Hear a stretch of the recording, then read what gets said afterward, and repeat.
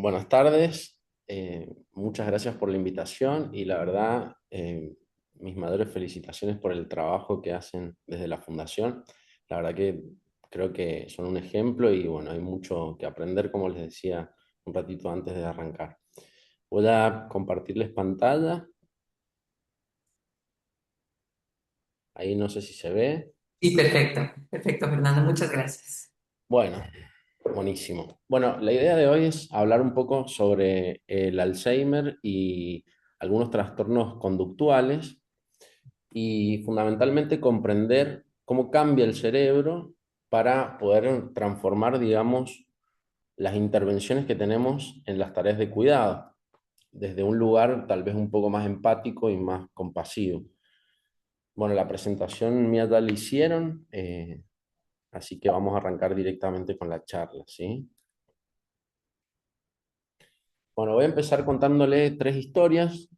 Una es la de Francisco y Laura. Francisco es un paciente con enfermedad de Alzheimer, es paciente mío, y Laura es compañera de trabajo, doctora en neuropsicología eh, y cuidadora de Francisco.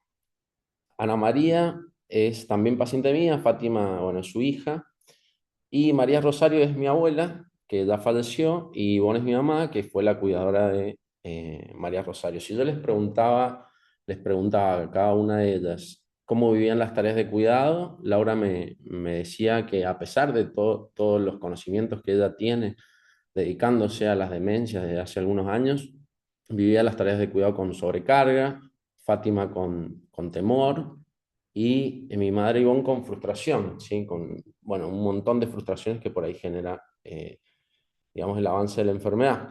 Pero la realidad es que en el mundo, como decían en la presentación, hay más de 55 millones de personas que viven con demencia y cada uno lo vive de una manera, ¿sí? Se estima que, por supuesto, hay al menos un cuidador y en muchos casos dos o tres. Por ende, bueno, imaginen que todos viven de una manera diferente, digamos, las tareas de cuidado. Pero trataremos un poco de enfocarnos, digamos, en los síntomas más comunes y algunas soluciones que podemos tener.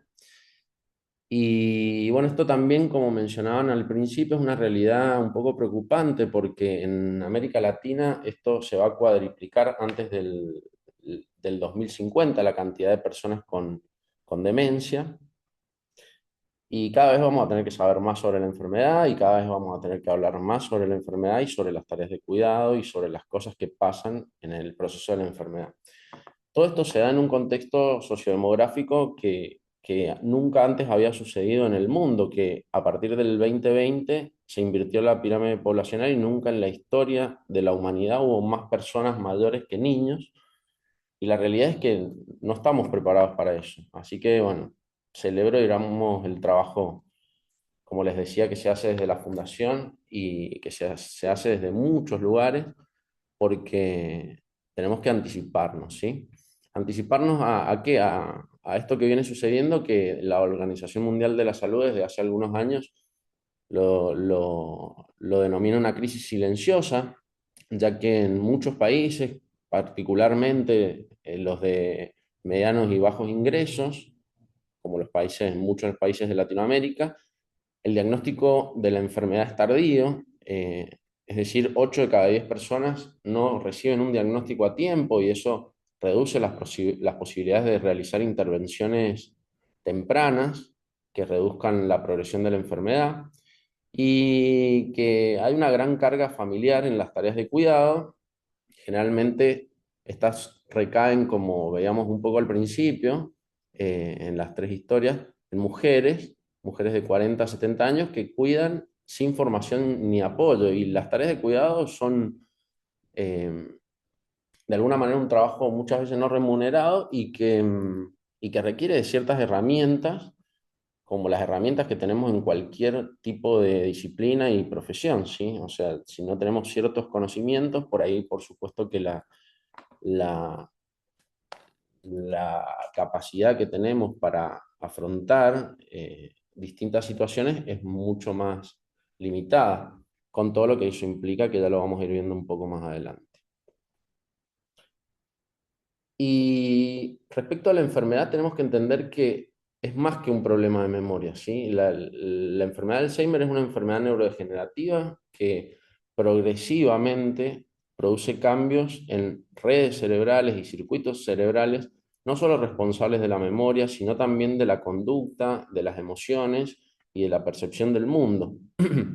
Entonces, muchas veces los gritos, la desconfianza, la agresividad, la repetición, no son, no deberían ser entendidos como que la persona tiene un mal carácter, que a veces es un poco lo que sucede, sino que son la expresión de un cerebro que ya no puede, digamos, procesar la realidad como antes y adaptarse a la realidad como antes.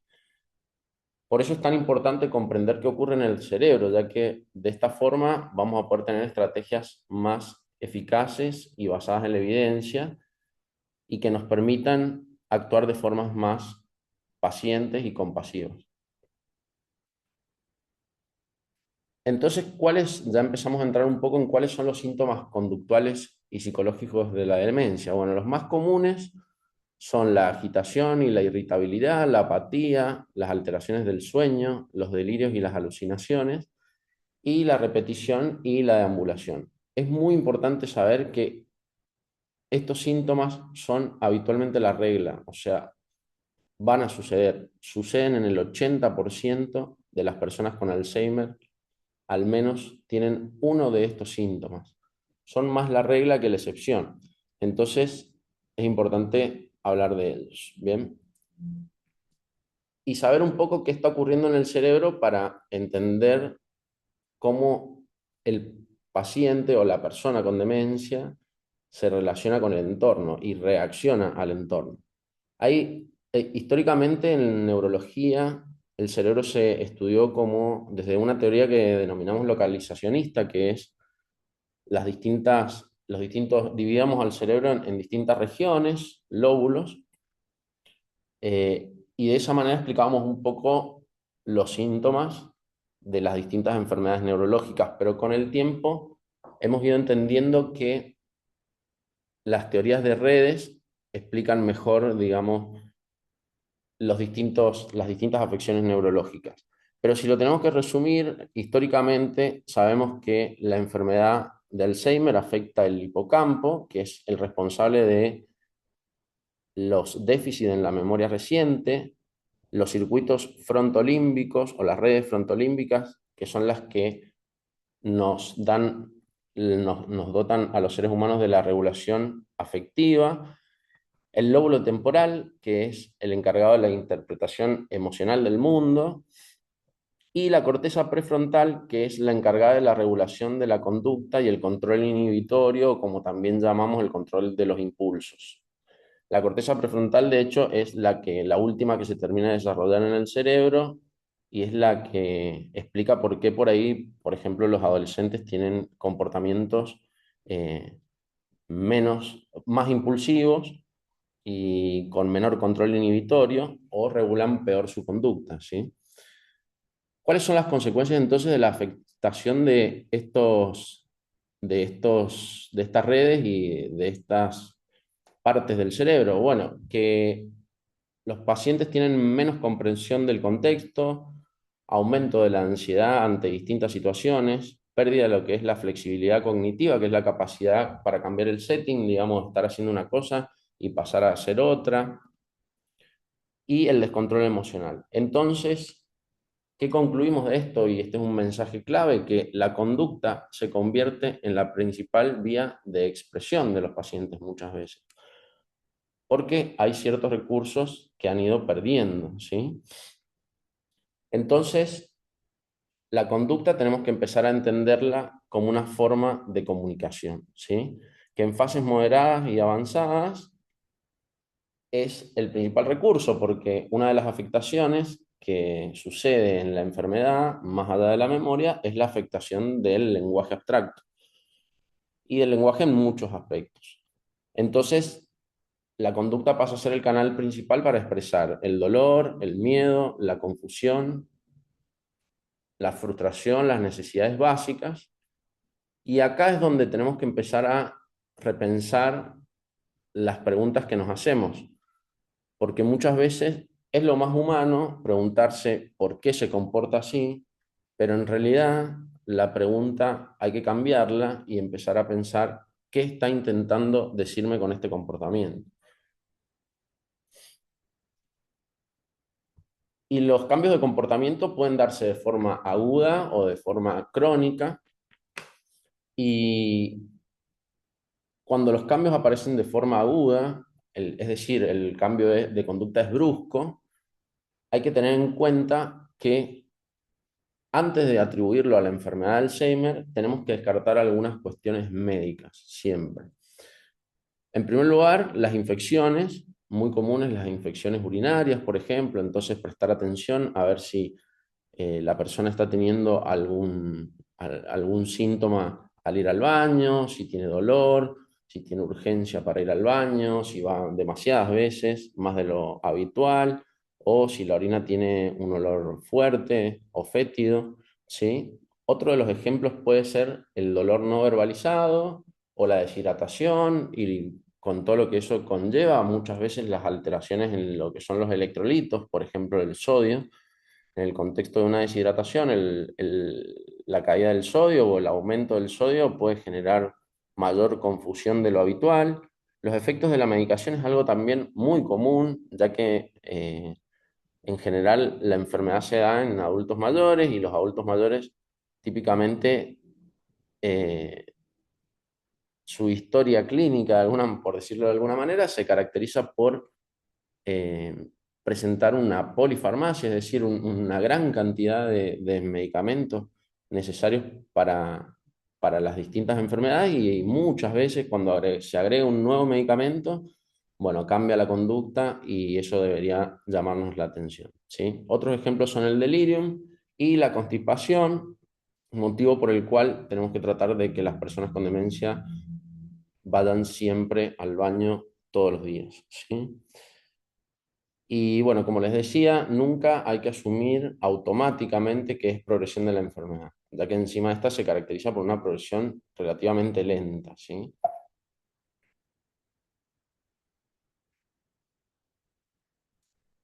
Existe un modelo que creo es una buena herramienta. Se ha tratado de validar de distintas maneras, por ahí nos ponemos muy rigurosos con la validación de los instrumentos que usamos en medicina, pero la realidad es que este modelo creo que es una herramienta útil. eh, que se denomina el modelo DICE, que es un enfoque estructurado para abordar, digamos, los distintos trastornos conductuales o síntomas conductuales. Y lo que nos propone este modelo es, en primer lugar, la D de DICE es describir la conducta con precisión, qué es lo que sucede, cuándo sucede, con quién sucede, dónde sucede. En segundo lugar, investigar, como les dije antes, las causas médicas, las causas ambientales y las causas emocionales. En tercer lugar, crear un plan de intervención personalizado. Y en cuarto lugar, evaluar los resultados e ir iterando en el reajuste del plan. Bien. Este modelo reduce intervenciones muchas veces innecesarias y mejora la calidad de cuidado, evitando, por ejemplo, intervenciones farmacológicas. Y ahora vamos a entrar un poco a abordar cada uno de los síntomas y mi idea es por ahí que puedan llevarse algunos tips concretos para abordar cada uno de los síntomas que mencioné y que vamos a ver. Bien, por ejemplo, la repetición constante, tenemos que no entenderla como una provocación. Muchas veces los familiares nos dicen, por ejemplo, se está haciendo el tonto, o que también entiendo que es humano pensarlo así porque cuesta a veces aceptar el cambio y cuesta comprender que es real lo que estamos viendo y ese deterioro es algo que está sucediendo ya hace mucho tiempo, entonces cuesta a veces asumirlo. Y bueno, lo que tenemos que hacer es no entenderlo como una provocación. Tenemos que tener en cuenta que se debe al síntoma cardinal de la enfermedad, que es la pérdida de la memoria reciente y la ansiedad por desorientación que esta pérdida de memoria genera. Entonces, recordar que cada vez es la primera vez para su cerebro porque el hipocampo está afectado. ¿Qué podemos hacer con la repetición constante? Dar respuestas breves y calmadas. Siempre es muy importante el tono calmado, ¿sí? Por los pacientes reaccionan mucho más al lenguaje, al tono y al lenguaje no verbal que al contenido en sí. Lo otro que podemos hacer es redireccionarlo hacia otra actividad concreta, dar apoyos visuales simples, por ejemplo, si el paciente no recuerda dónde están los vasos, podemos poner una foto de los vasos en la alacena, o un dibujo, o un cartel. Ubicar siempre las cosas en los mismos lugares, ya que el síntoma de olvidar dónde dejé las cosas es también muy común. Y hacer rutinas estables y lo más predecibles posibles. Los pacientes con la enfermedad de Alzheimer funcionan mucho mejor mientras más rutinaria sea su vida y sus horarios. Bueno, otro síntoma muy complejo y muy común es la agitación y la agresividad, que esta suele ser reactiva a algo siempre, no intencional. Eh, es muy difícil también de lidiar con ella, ya que a las personas les cambia a veces rotundamente la forma de ser y personas que eran súper tranquilas empiezan a tener estos síntomas y para la familia es algo muy difícil, más allá del manejo, sino del dolor que esto genera. Y, pero tenemos que tener en cuenta que en los pacientes aparece cuando la persona percibe una amenaza, una humillación o la sensación de pérdida de control. ¿Qué podemos hacer en estos casos? Reducir los estímulos, es decir, por ejemplo, si está prendida la televisión, si está prendida la radio y si encima hay mucha gente y todos hablan a la vez, bueno, el paciente puede agitarse o ponerse agresivo, ¿sí? Entonces reducimos los estímulos, bajamos el tono de la voz, dar espacio físico, no confrontar, y muchas veces tenemos que suspender las tareas y reintentar más tarde. Otro síntoma muy común son los delirios y las alucinaciones. Por definición, los delirios son una alteración del curso del pensamiento que, que también por definición son irreversibles. Entonces, no tiene sentido tratar de dar explicaciones para que el paciente piense otra cosa, porque existe lo que se llama la neosignificación, que es encontrar motivos para darle un nuevo significado a las cosas y seguir sistematizando y justificando por ahí ese pensamiento. Uno de los delirios más comunes, existen muchos, pero por ahí el más común es me están robando, cuando por ejemplo no encuentran el dinero o la billetera. Y esto surge de las fallas de memoria combinado con la necesidad de una explicación coherente, es decir, el vacío este que tienen los pacientes en la memoria de no saber dónde está la billetera, necesita ser explicado de alguna manera porque el cerebro no soporta, digamos, este tipo de vacíos, ¿bien? Entonces, la explicación más habitual es, me están robando. Y las alucinaciones son alteraciones sensoperceptivas de cualquiera de los sentidos. Lo más común por ahí son las alucinaciones visuales. Y hay que saber que no siempre requieren medicación porque muchas veces tienen que ver con cambios visuales, infecciones o medicación reciente. Es decir, por ejemplo, la pérdida de la agudeza visual puede ser una causa o la pérdida de la audición. Entonces, estas son dos cosas que tenemos que controlar habitualmente en los pacientes. Y también tener en cuenta que si estos síntomas no generan angustia, puede bastar con acompañar a los pacientes y redirigir la conducta, pero por ahí si los síntomas movilizan la conducta, bueno, puede ser necesario tener algún tipo de otra intervención. Pero lo que podemos hacer en el momento, como tips también, es validar la emoción, no necesariamente el contenido, ¿sí? Por ejemplo, cuando le están robando es, bueno, entiendo que estés preocupado, te debes sentir muy mal por la falta de dinero, pero tal vez está por acá, vamos a buscarlo, yo te acompaño, ¿bien? Y eso puede, a veces, simplemente eso puede calmar muchísimo a los pacientes. Bueno, como les mencioné antes también, los lugares fijos para los objetos y evitar la confrontación directa, ¿sí?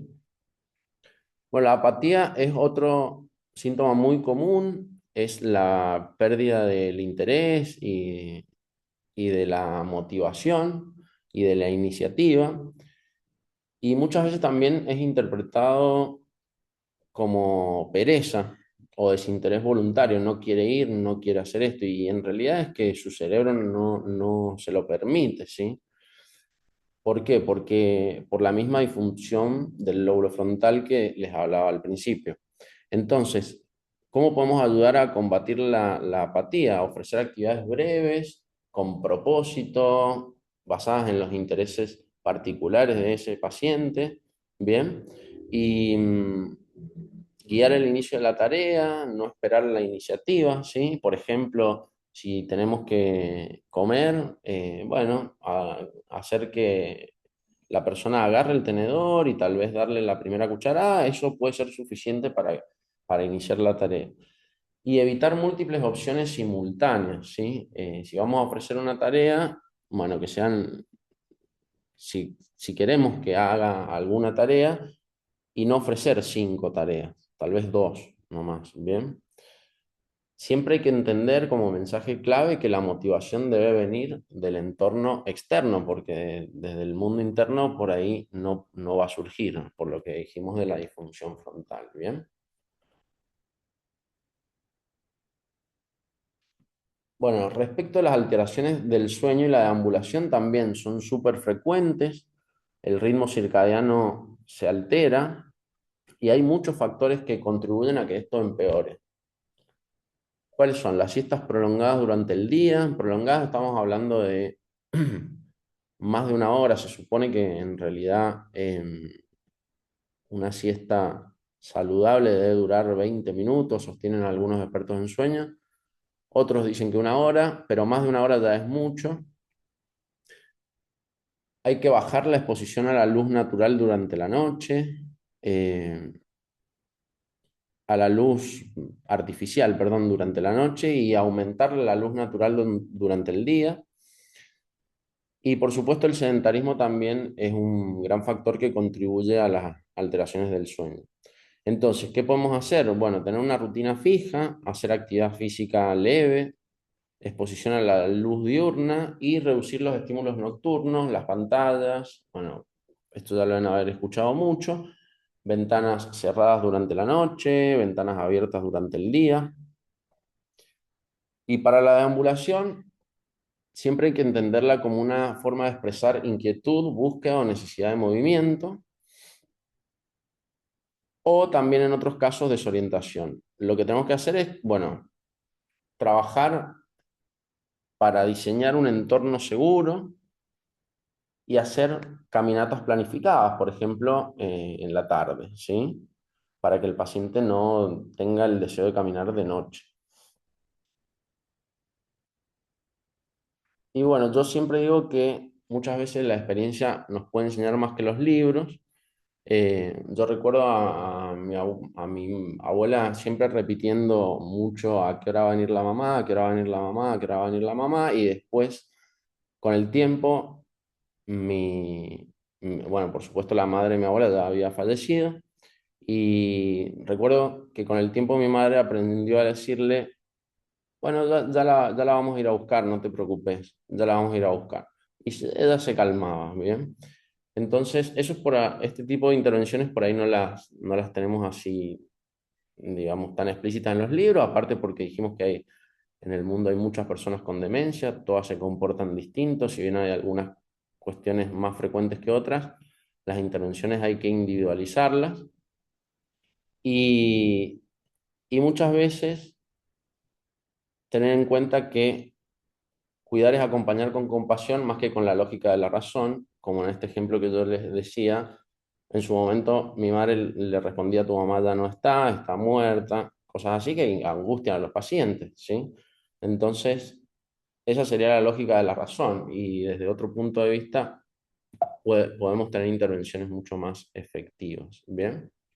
Ahora les voy a dar algunos ejemplos de síntomas y cómo se resolvieron, ¿sí? Este es el caso de Rosa, que acusaba a su nieta de robarle dinero, la familia discutía intentando convencerla de que estaba equivocada y eso solo aumentaba su angustia. Cuando dejaron de discutir y comenzaron a decirle, debe ser muy feo sentir eso, vamos a buscar juntas, Rosa se calmaba más rápido. El mensaje clave que podemos aprender de este caso es que, como mencionamos anteriormente, y también es bueno para la memoria ser reiterativo a veces, tenemos que validar la emoción. Y eso calma más que discutir la lógica del contenido, ¿sí? Respecto a la agitación y la agresividad, Carlos se volvió agresivo cada vez que su hijo intentaba bañarlo de noche. Esto es algo muy común. Seguramente en la audiencia, si hay cuidadores, deben haber varios que les ha pasado. Y muchas veces esto se interpreta como rebeldía.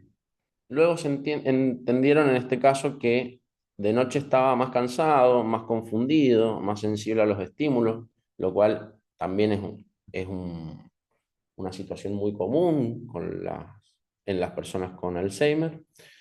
Y lo que hicieron para resolverlo fue cambiar el baño a la mañana, preparar el ambiente con una temperatura agradable, música suave, de interés de Carlos.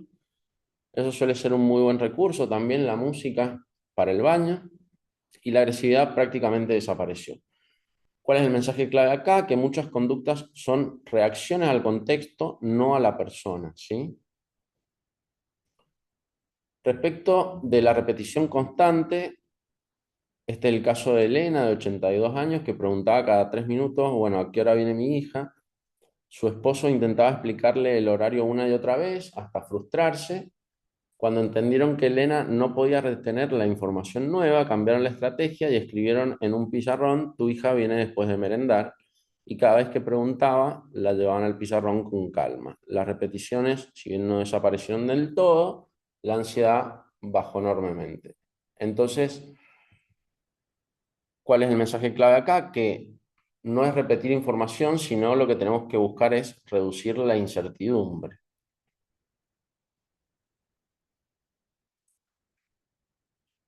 Este es el caso de Miguel, que intentaba salir de su casa diciendo que debía trabajar por las noches, también muy común, la deambulación nocturna. Su familia bloqueaba la puerta, lo que aumentaba su desesperación.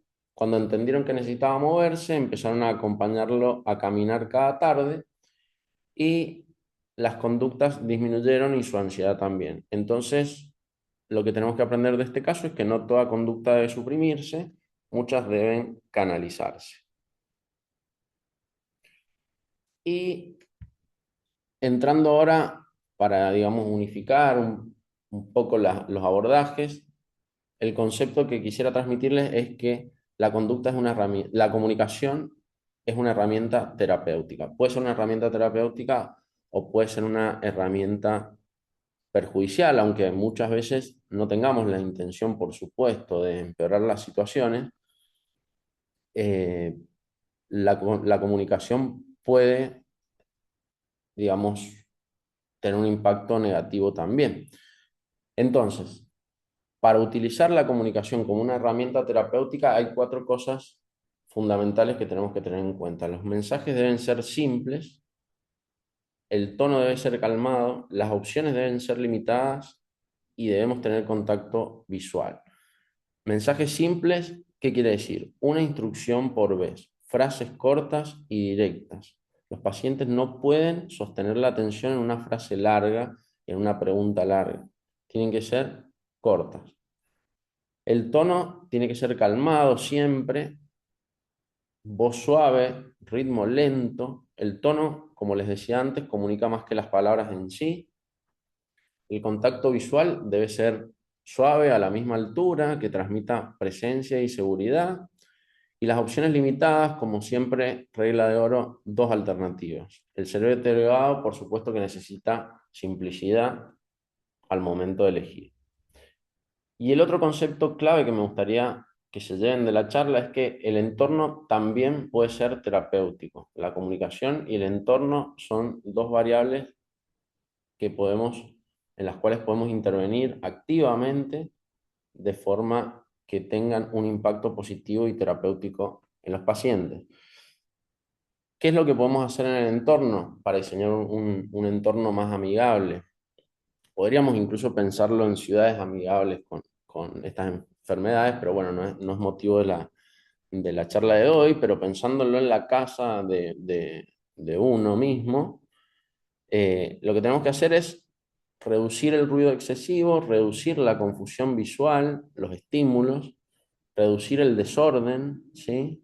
Digamos, ser lo más minimalista que podamos y aumentar la iluminación natural, por supuesto, durante el día, señalización clara de los espacios, los objetos, las cosas y las rutinas predecibles, ¿bien?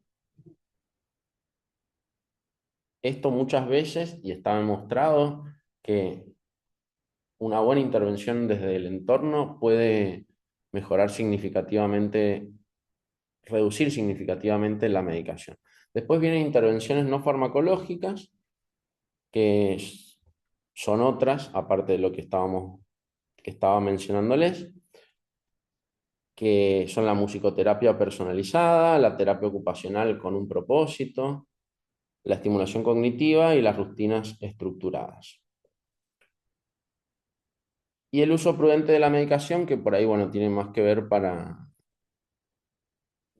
está más, digamos, apuntado a los profesionales.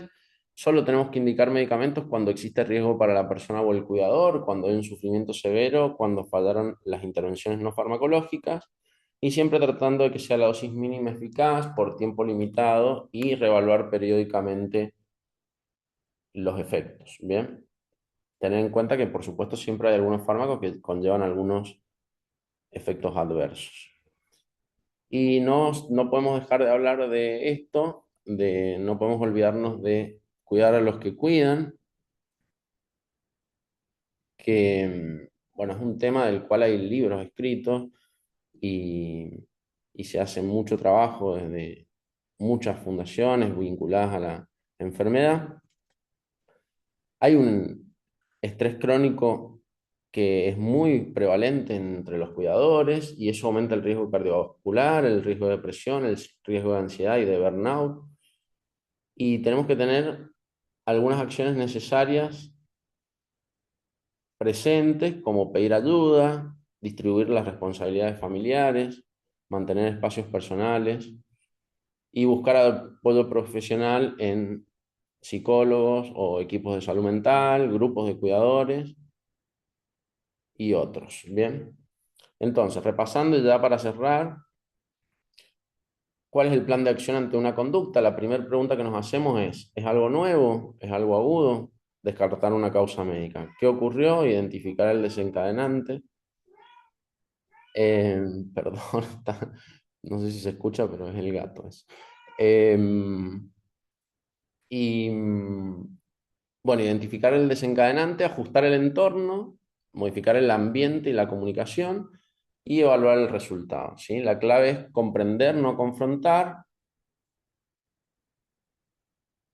Y para hacer un resumen de todo lo de hoy, llévense la idea de que conducta es sinónimo de comunicación, o sea, preguntarse siempre qué intenta expresar.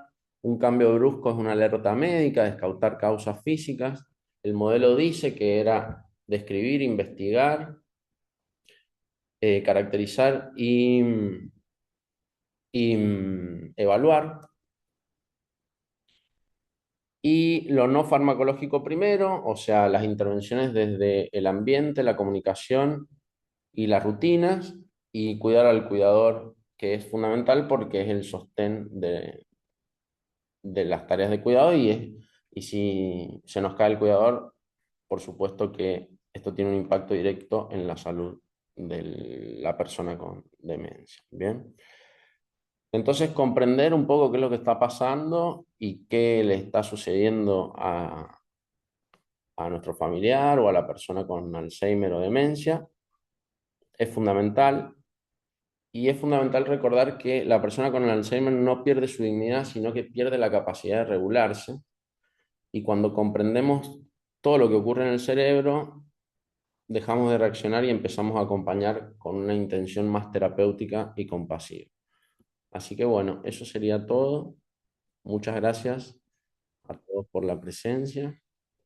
Muchas gracias, Fernando. Gracias por esta valiosa intervención. Nosotros, bueno, ya vamos a cumplir 15 años en TASRE, tenemos un centro terapéutico y una residencia y hemos visto muchos de los comportamientos que tú acabas de describir. Y claro, es un tema complicado para todos los cuidadores, especialmente que tienen que vivir esto, así que estoy segura que todo lo que nos acabas de enseñar les va a servir muchísimo. En este momento vamos a pasar al espacio de preguntas. Por favor, si tienen más preguntas, la pueden escribir a través de nuestro chat, que está ahí abajo en la webinar para que yo las pueda preguntar al doctor y así el doctor las pueda responder. La primera pregunta es la siguiente. He escuchado a varios cuidadores mencionar que sienten que sus pacientes los manipulan. ¿Por qué se manifiesta este tipo de conductas? ¿Qué explicación científica tienes? Y eso también sí he visto yo, como que a veces piensan que están presentes y que hay un tipo de manipulación, o sea, ellos sienten que les manipulan. Y claro, esta es una pregunta muy válida. Totalmente, es una muy buena pregunta, gracias por la pregunta. La realidad es que muchas veces es muy común que ocurra esta interpretación de que nos están manipulando. Por ejemplo, con esto que les decía, el síntoma por ahí más cardinal, que es la pérdida de la memoria y estar repitiendo lo mismo, o por ejemplo, más allá de repetir lo mismo, decir no me acuerdo que me dijiste eso. Por ejemplo, cuando típico de el esposo o la esposa le pide algo a su pareja y no lo recuerda. Y es como, se hace el tonto, no querés hacerlo, te estás haciendo el tonto. Y se interpreta muchas veces como una forma de manipulación. Y la realidad es que en términos generales, a veces es que hay una dificultad para asumir tal vez que en realidad es un síntoma, que para su cerebro es la primera vez que están preguntando esto y que realmente es algo que olvidaron. Pero bueno, habría que ver también qué, qué situaciones particulares, porque la realidad es que desde el punto de vista cognitivo los pacientes no tienen la capacidad de manipular, en términos, Ujú.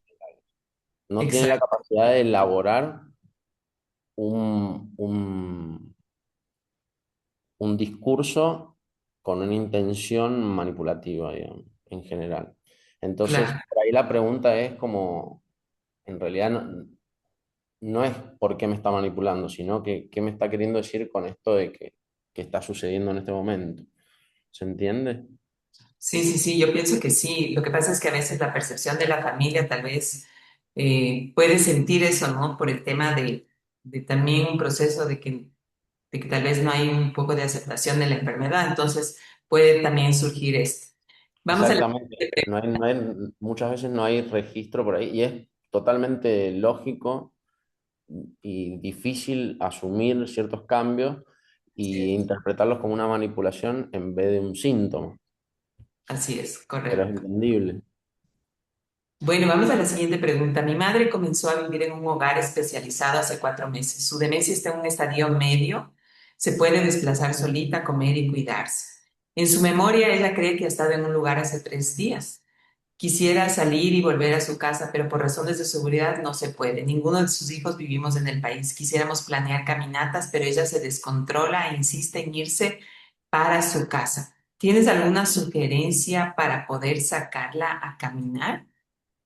Y tal vez habría que ver, bueno, no me quedó, estoy releyendo a ver si, o no me quedó claro si han intentado salir a caminar o no, pero la verdad que como hablábamos durante la charla, la caminata, la deambulación, es muy común que quieran irse a la casa de los padres o a la casa, a la casa de su infancia, y que eso suceda a la noche también es más común. Entonces por ahí está bueno planificar caminatas todos los días, pero bueno, a veces puede fallar al principio y que haya una cierta dificultad para que el paciente adhiera a esas caminatas y lo que tenemos que ir haciendo es como como nos plantea este modelo, de evaluar y replanificar.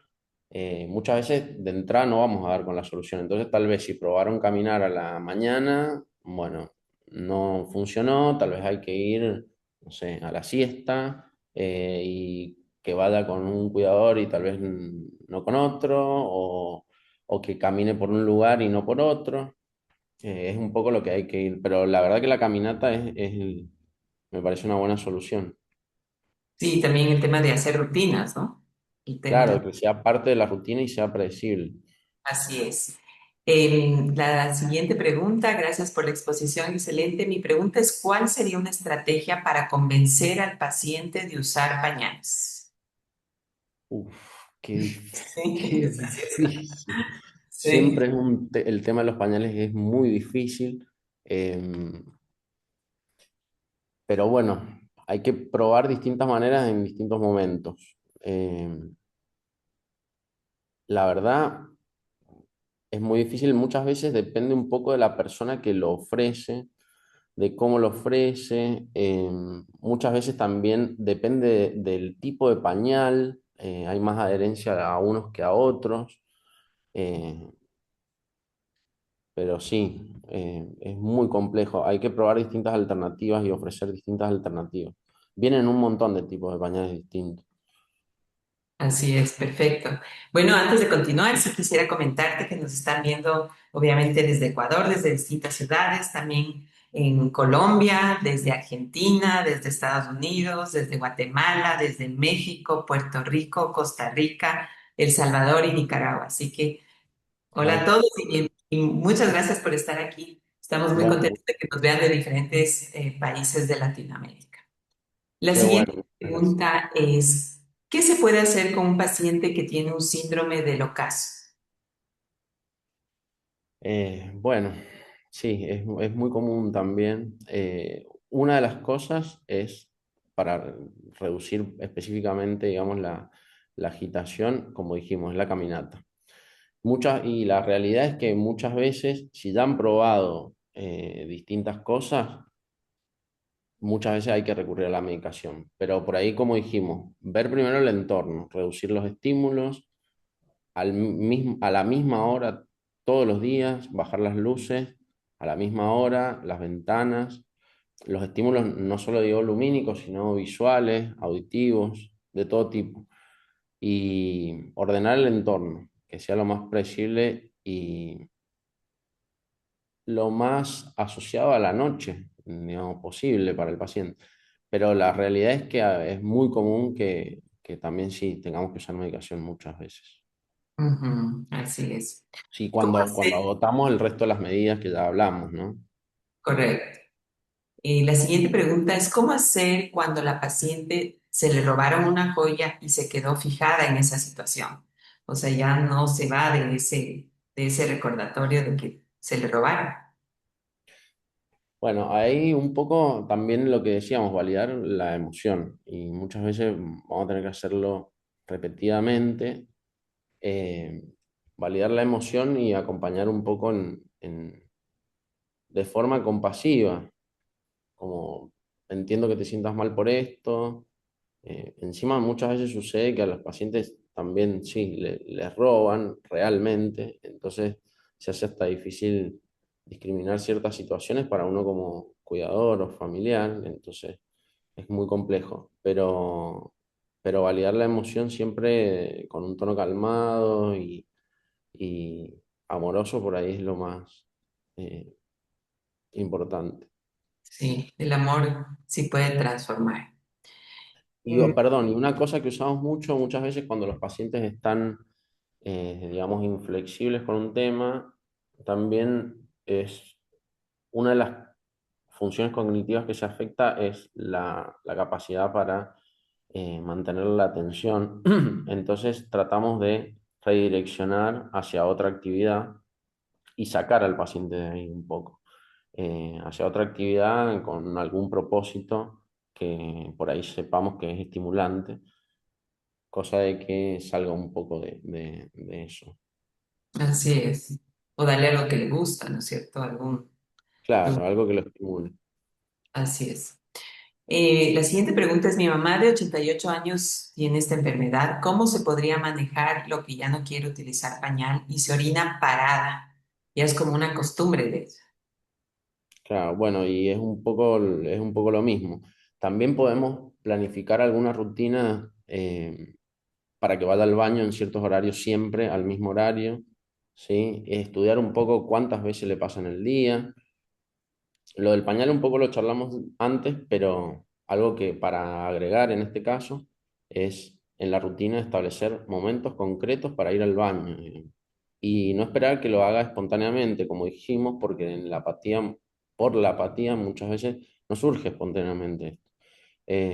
Entonces tenemos que iniciar como desde afuera, iniciar el estímulo externo y acompañarla al baño. O sea, tomarla de la mano, vení, vamos a ir al baño, como dijimos con la comida, acá está la cuchara, hay que comer, bien, y Así desde es. afuera iniciar la acción. Así es como establecer una rutina, ¿no? De cada 2 horas o de cada hora llevarle al baño para que ya no sucedan más de estos episodios. Exacto. Correcto. ¿Cómo actuar cuando un paciente al momento de comer le da muchísima ansiedad y come apresuradamente, por más que se le intenta tranquilizar? Y eso también pasa bastante, ¿no? Muy Quiere comer común, todo rapidísimo. sí, sí, muy común y muy común con las cosas dulces, ¿no? Eh, por ahí ofrecer porciones más chicas, eh, ofrecer líquidos, por ejemplo, entre medio de cada porción y reorganizar, digamos, de alguna manera que la comida dure más, racionarla y tal vez establecer, digamos, más momentos en el día que se coma y que coma menos, ¿sí? Porque Ujú, por ahí lo que sucede es que si ponemos un plato lleno de comida, con una comida abundante, como dijimos, los pacientes tienen dificultades en el control de los impulsos verbales y motores. Entonces, una de las cosas que sucede es esto de comer, digamos, impulsivamente.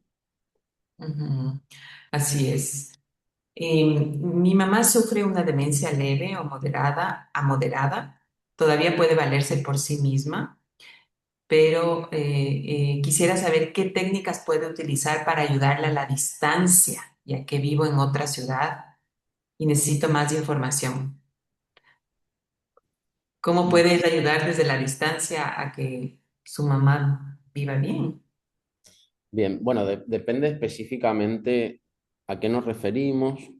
Hoy en día hay muchas personas con demencia leve a moderada que viven solas y que se valen un poco de algunos dispositivos electrónicos, por ejemplo, que permiten, digamos, que las personas vivan con más seguridad. Por ejemplo, cámaras, sensores en las puertas, cuando, por ejemplo, muchas veces les da por deambular a la noche, entonces los sensores les avisan a los vecinos.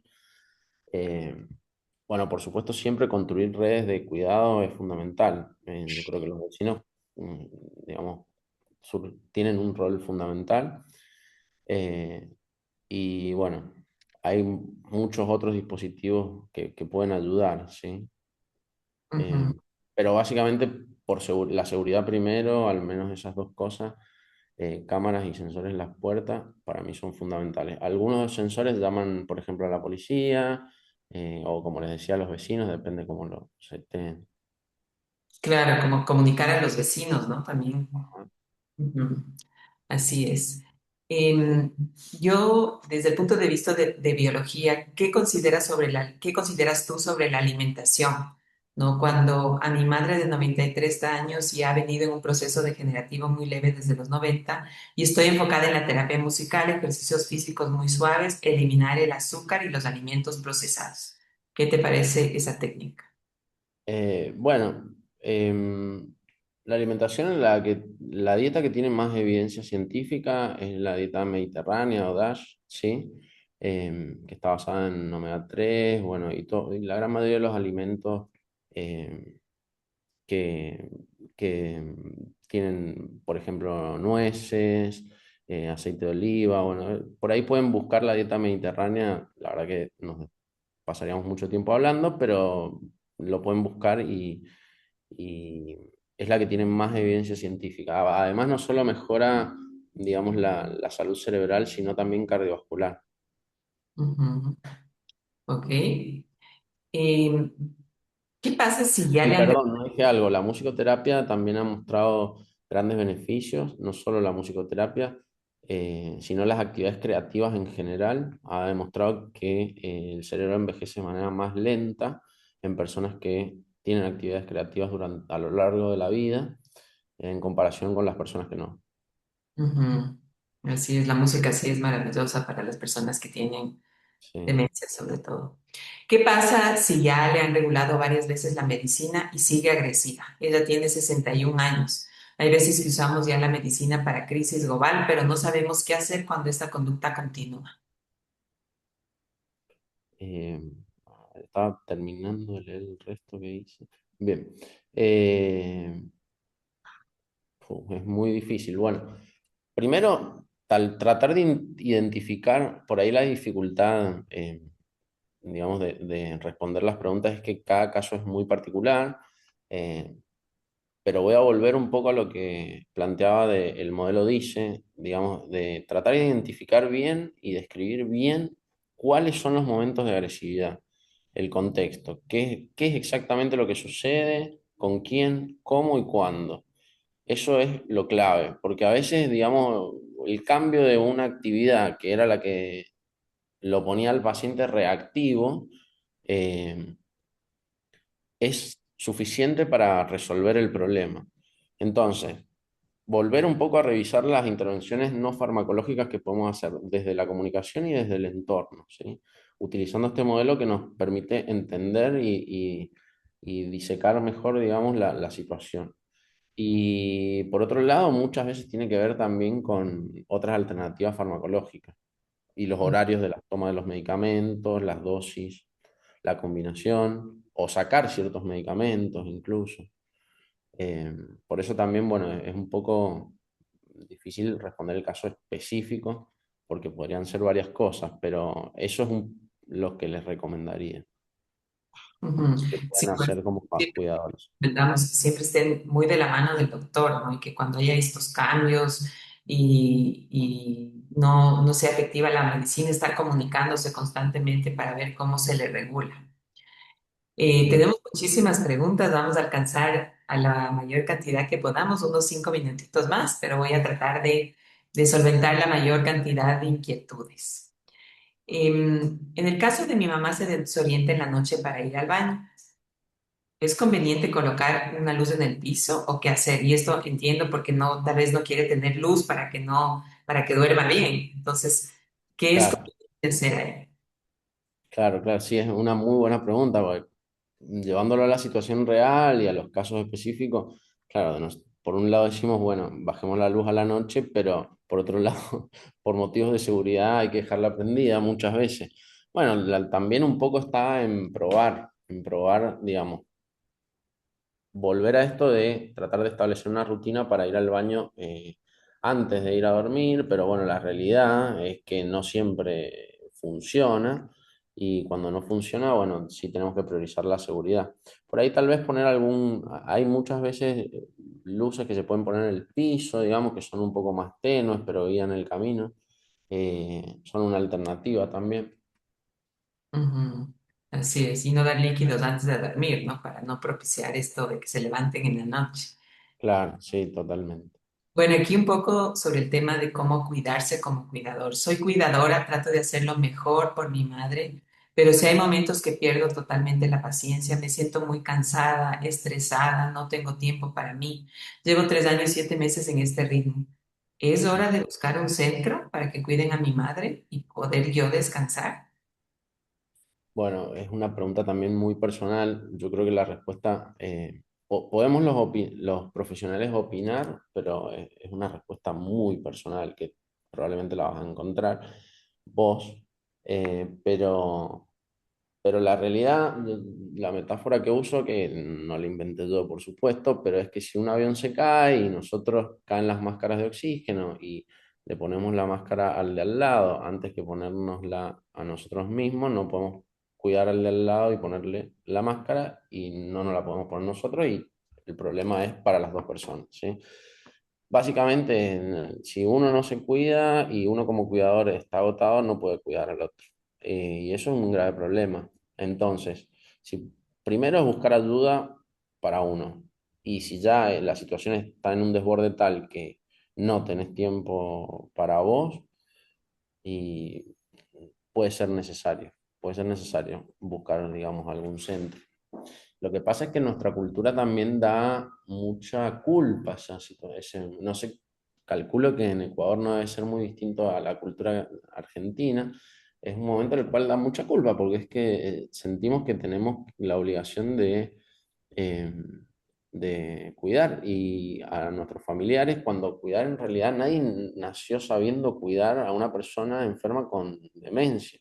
Eso es algo que se aprende y es un trabajo en general en el mundo, es un trabajo. Y para nosotros es la norma muchas veces. Y como hablábamos encima, que bueno, se nota acá, la gran mayoría son mujeres, siempre recae sobre las mujeres. eh, y, y nada, es muy complejo. Entonces, si no tenemos forma de lograr estar al 100% o tal vez al porcentaje suficiente para poder cuidar a nuestro familiar, tenemos que buscar otra alternativa. La realidad es que es distribuir tareas muchas veces, pero yo no sé si hay hermanos, muchas veces depende de los recursos económicos de la familia para poder, digamos, delegar en otro cuidador. eh, pero bueno, Sí, sí, así es. Como tú dices, bueno, creo que en la mayoría de países latinoamericanos, este tema de internar a una persona en una residencia es muy estigmatizado y como tú dices, hay mucha culpa. Pero también, bueno, hay opciones, los grupos de apoyo creo que es importante para que la gente pueda un poco hablar, ¿no? Y pueda contar y el solo hecho de hablar y no sentirse solos, creo que sí, también les fortalece. Entonces, sí, es un tema, como tú dices, personal, pero lo importante es pedir ayuda y no quedarse en eso de que estás agotado o burnout, como se llama, ¿no? Cuando el cuidador ya no puede más. sí, totalmente de acuerdo, Cristina. Quería agregar algo más que estaba pensando que, bueno, yo suelo tratar de comunicarle a los familiares que me parece que alivia un poco esa culpa, que es que en realidad cuando nosotros estamos mal no podemos cuidar bien. Entonces, y tal vez nosotros no tenemos las herramientas que tienen en una residencia para cuidar de la mejor manera posible a nuestro familiar, porque realmente no es, y no tenemos por qué saberlo, porque, no sé, muchas veces lo hablo con un familiar que es ingeniero y no tiene nada que ver. Entonces no tiene por qué saber cómo cuidar a una persona con demencia. En cambio, cuando una persona está entrenada y el familiar vive en una residencia con gente entrenada, bueno, cambia muchísimo las posibilidades de cuidarlo con más calidad. Es la verdad muchas veces. Así es, así es. Y bueno, aquí un poquito también esta pregunta viene de la mano de la que hicimos ahorita. Mi pregunta es si es aconsejable que un familiar lo cuide, ¿no? Muchas veces aquí hay médicos que dicen, tú no lo cuides, busca a una persona que te ayude en el cuidado en casa, alguien especializado. Tú no te dediques a cuidar. Si es que ya decides a tenerle a tu familiar en casa, es importante contratar a alguien que te ayude. ¿Qué opinas de eso? Bueno, estoy bastante de acuerdo, es un poco más de lo mismo. Responde a esta cuestión de distribuir tareas, primero, y segundo, que eso a veces le permite al familiar cumplir el rol de familiar. O sea, de cuando sos el hijo, poder seguir siendo el hijo, no el cuidador que está enojado porque, no sé, está sobrecargado con las tareas de cuidado o ciertas cosas que le cuesta y no sabe cómo manejar. Entonces, totalmente de acuerdo, sí. Yo lo recomiendo en términos generales, como digo, siempre hay que individualizar, pero en términos generales siempre lo recomiendo para que los familiares puedan cumplir el rol que cumplen, que es ser el hijo, no el cuidador. Así es. ¿Qué estrategias nos puedes recomendar para una persona con un alto grado de depresión, que siente desmotivación para seguir viviendo o encontrar sentido a seguir luchando con el Alzheimer? Entiendo que obviamente esta persona está consciente de que tiene la enfermedad del Alzheimer y está con depresión. Ujú. ¿Cómo, cómo se maneja esa situación? Bueno, primero lo que hay que tener en cuenta es que si bien este comentario lo hice respecto a la enfermedad, la motivación es algo que es difícil de que nos caiga un poco del cielo, por decirlo de alguna manera, ¿no? Eh, la motivación suele aparecer cuando hacemos las cosas. Lo voy a poner en cuestiones más concretas, como por ejemplo ir al gimnasio. Y en términos generales a la gente le cuesta ir al gimnasio o empezar el gimnasio, tal vez cuando no es un hábito, le cuesta. Y la motivación empieza a aparecer cuando estamos en el gimnasio, no antes de ir. Entonces, eso está potenciado en la depresión. O sea, lo que tenemos que hacer es la activación conductual, se llama un poco. A ver, es más terreno de los neuropsiquiatras, pero digamos, iniciar las actividades sin esperar que la persona tenga motivación. El problema es que ni así a veces se logra y bueno, hay situaciones en las cuales y es necesario la intervención farmacológica y restituir ciertos neurotransmisores que la depresión no, no están en la depresión, digamos. Pero el abordaje siempre tiene que ser interdisciplinario, eh, con un equipo de salud mental, no solo el psiquiatra o neuropsiquiatra preferentemente, sino que también un psicólogo, ¿sí? Eh, y preferentemente por ahí de más cognitivo-conductual. Ujú, correcto, así es. Comportamiento distinto con cada persona que le cuida. Un cuidador dócil, comportamiento agresivo. Un cuidador no muy flexible, comportamiento y obedece. ¿Por qué se da esta diferencia con cada cuidador? Muy Bueno, bien. también probablemente tiene que ver digamos, el basal, lo que llamamos el basal de la personalidad de esa persona. Y hay ciertas cosas que se potencian, entonces por ahí, no sé, Ujú, si era una persona por ahí un poco más sumisa, tal vez es más sumisa, digamos, o está más apática con alguien que es más confrontativo y viceversa. Depende del contexto y a veces es una cuestión que tiene que ver más que nada por cómo se comunican las cosas. ujú, Eh, ujú. Ok, perfecto. ¿Qué hacer si la persona intenta salir solo? ¿Qué medidas se puede tomar para que las personas no salgan de la casa sola o se escapen? Porque eso sí puede pasar, ¿no? Que la gente quiere estar saliendo, saliendo totalmente y llega un rato que tal vez se pueden perder, ¿cierto? Porque se escapan y se van. claro, muy común. Eh, bueno, igual es un poco, tal vez, no sé si ha quedado un poco respondida antes la pregunta, pero lo que hablábamos, lo que mejor funciona por ahí es planificar caminatas. Eso es por ahí lo que mejor funciona. Y acompañar el movimiento siempre y cuando el movimiento no lo esté poniendo en riesgo al paciente o al familiar. Pero acompañar el movimiento. A veces es simplemente, bueno, está bien, damos una vuelta a la casa y se terminó. En cambio, por ahí sí obstruimos, digamos, esa necesidad de movimiento o esa inquietud, y ahí empieza el conflicto, ahí tal vez hay agresividad. Entonces, por ahí acompañar en ese momento hasta que podamos establecer una rutina para que eso disminuya la noche. De cualquier manera, como siempre digo, bueno, puede ser necesaria la medicación también. Mm. Así es, Fernando. Bueno, yo tengo que dar por terminada esta charla. No sé si tú quisieras dar un mensaje final. Tenemos muchas preguntas, pero en realidad ya nos hemos pasado del tiempo aquí. Entonces, no sé si quieres dar algún mensaje a toda esta gran audiencia que te está escuchando. No, bueno, que muchas gracias por estar acá, por participar y bueno, gracias a ustedes, Cristina. La verdad que admiro mucho el trabajo que hacen. Como les decía, creo que tenemos acá en San Juan mucho que aprender de la fundación.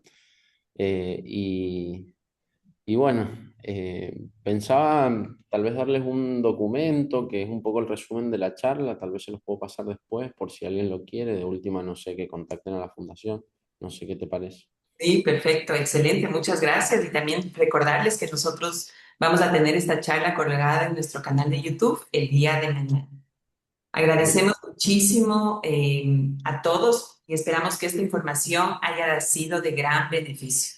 Para conocer todos nuestros eventos, les invitamos a visitar nuestra página web www.fundaciontase.org y a seguirnos en nuestras redes sociales, Facebook, Instagram, nuestro canal de YouTube y LinkedIn.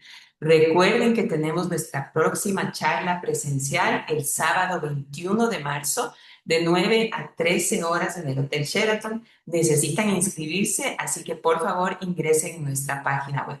Muchísimas gracias y muy buenas noches.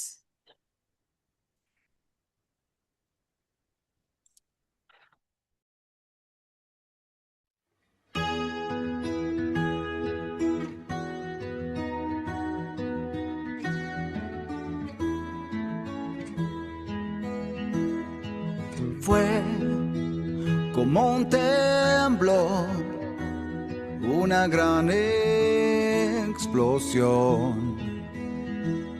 Hubo miedo y dolor. Nuestro mundo cambió. Luego comprendimos poco a poco cómo era esta nueva realidad. Y reconocimos en tu rostro tu paz, tu paz. Aunque no me recuerdes, siempre estaré contigo para darte alegría con un chiste repetido. Recibir el amor de tu mirada, dando gracias al cielo por tener esta oportunidad. Con tu guía aprender, aunque no me conozcas, velaré por tus días, mientras te maravillas con lo simple de la vida. Y si el dolor se cruza en mi camino, lo esquivaré buscando tu risa que me obliga a seguir la jornada sin prisa.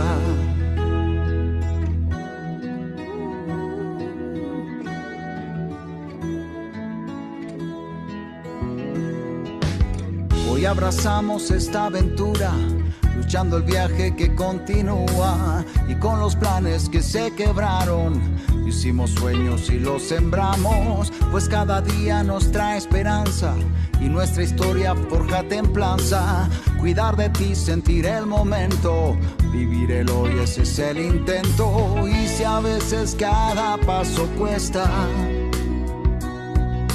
y el entorno pierde su fulgor,